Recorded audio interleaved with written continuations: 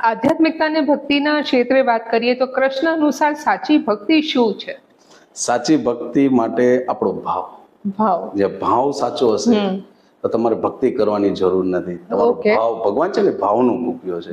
અત્યારે ઘણા બધા જતા હોય છે કે મંદિરે જાય છે, સેલ્ફી લે, બટ તમે મંદિરે જાઓ છો તો 5 મિનિટ ભક્તિ કરો, કોઈ ભજન કરો, વાંચો, જીવનમાં ઉતારો.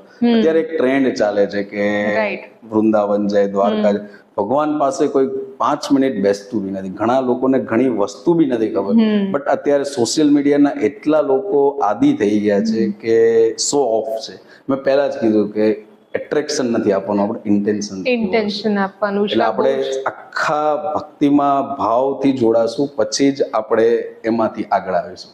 શું વાત છે!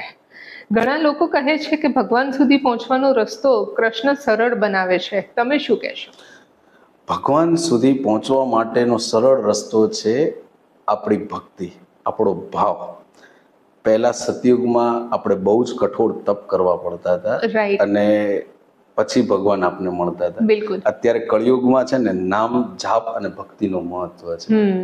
અત્યારે ભગવાનને તમે સાચા દિલથી પ્રાર્થના કરો ને તો ભગવાન સામેથી તમારું કામ પતાવી દે છે.